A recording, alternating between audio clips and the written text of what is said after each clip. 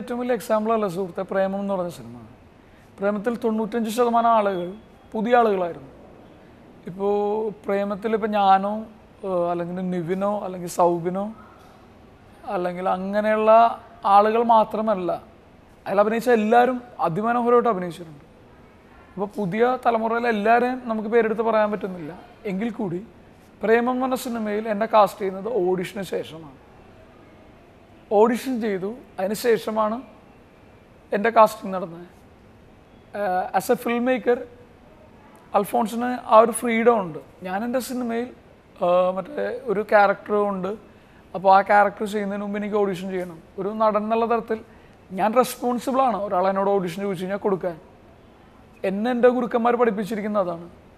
പിന്നെ ഞാൻ ഒരിക്കലും എന്താ പറയുക, എന്നെ ഒരു നടൻ എന്നുള്ള തരത്തിൽ ഒരിക്കലും പരിമിതപ്പെടുത്താൻ ആഗ്രഹിക്കുന്നില്ല.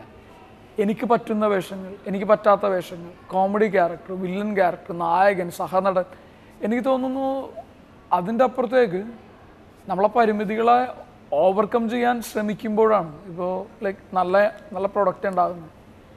ഒരു നടനായിട്ട് അറിയാനും അല്ലെങ്കിൽ നടനായിട്ട് അംഗീകരിക്കപ്പെടാനും ആഗ്രഹിക്കുന്ന ഒരു വ്യക്തിയാണ് ഞാൻ.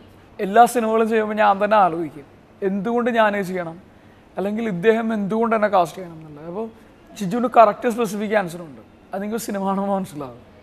ജിജു പറഞ്ഞിരുന്നു, അതായത് ആസ് ആൻ ആക്ടർ ജിജു പറയുന്നു എനിക്ക് അറിഞ്ഞുകൂടാ അത് സത്യമാണോ അല്ലയോ എന്ന്. ആസ് ആൻ ആക്ടർ എനിക്ക് ഇത്തരം ഒരു ക്വാളിറ്റി ഉണ്ട്. ഫോർ എക്സാമ്പിൾ, അത് പറയാൻ പറ്റില്ല, ബട്ട് സട്ടിലായിട്ട് നമ്മൾ ചില കാര്യങ്ങൾ ചെയ്യേണ്ടതുണ്ട് സിനിമയിൽ. അപ്പോൾ Jiju was very clear why he casted. അപ്പോൾ ജിജുവിന് കൃത്യമായിട്ടൊരു ഉത്തരം ഉണ്ടായിരുന്നു. ഞാൻ ചോദിച്ചിരുന്നു. പിന്നെ ഒരു ഇരിങ്ങാലക്കുട തൃശ്ശൂർ ഭാഗത്തുള്ള ജിജുവിനെ എനിക്ക് നേരത്തെ അറിയാം. ഒരുപാട് സുഹൃത്തുക്കൾ ചേർന്നിട്ടുള്ള ഒരു നന്മയൊക്കെയുള്ളൊരു സിനിമയാണ്. അതൊരു സംവിധായകൻ്റെ ചോയ്സാണ്. നമ്മൾ ഓരോ സിനിമയും ചെയ്യുമ്പോൾ മനസ്സിലാക്കുന്ന ഒരു കാര്യം, ഞാൻ ഓരോ സിനിമകളും ചെയ്തുകൊണ്ടിരിക്കും മനസ്സിലാക്കുന്ന ഒരു കാര്യം, എനിക്ക് ഈ ഒറ്റക്കൊരു സിനിമയിലൊന്നും ചെയ്യാൻ സാധിക്കില്ല. ഇപ്പം ഞാൻ നന്നായെന്ന് എനിക്കങ്ങനെ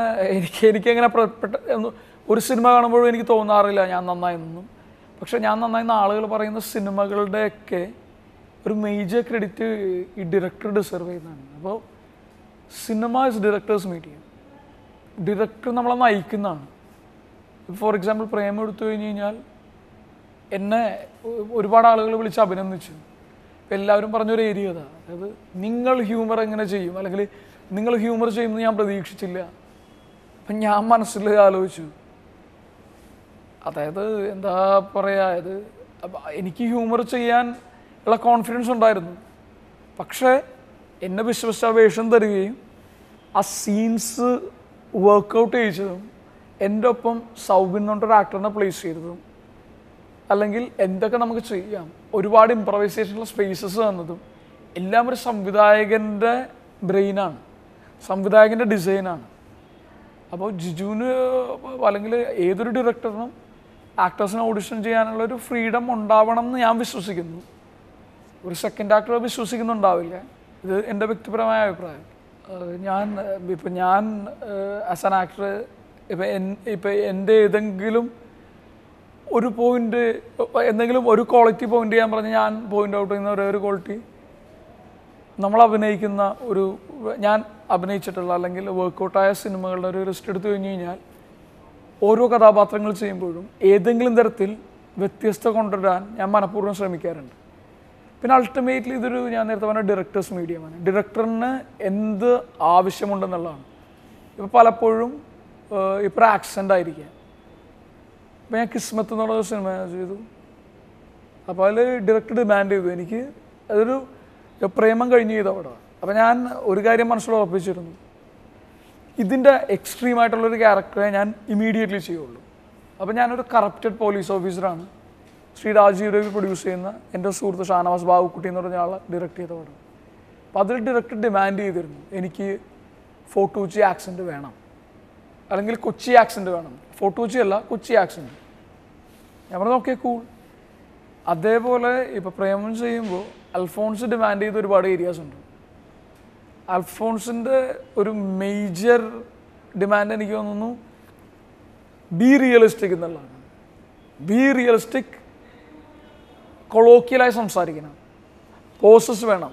അപ്പോൾ പ്രേമം എന്ന് പറഞ്ഞ സിനിമയിലെ ആ ക്യാരക്ടർ ശ്രീ അൽഫോൺസ് പുത്രൻ ഡിമാൻഡ് ചെയ്തു. ഇപ്പോൾ ഞാൻ ഷട്ടർ എന്ന് പറഞ്ഞ സിനിമ ചെയ്തു, അതിൽ ഞാൻ കോഴിക്കോടുള്ള ഒരു ഓട്ടോ ഡ്രൈവറായിട്ടായിരുന്നു.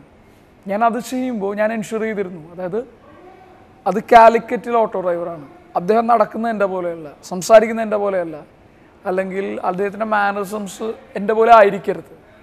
അദ്ദേഹം ഓട്ടോയിൽ കയറുന്നുണ്ടെങ്കിൽ അദ്ദേഹം 10 വർഷമായിട്ട് ഓട്ടോ ഓടിക്കുന്ന ഒരാളായിരിക്കാം. ഞാൻ ഓട്ടോയിൽ കയറുന്ന പോലെ ആയിരിക്കില്ല അദ്ദേഹം ഓട്ടോ ഓടിക്കുന്നത്, പുള്ളി ഡ്രൈവ് ചെയ്യുന്നത്.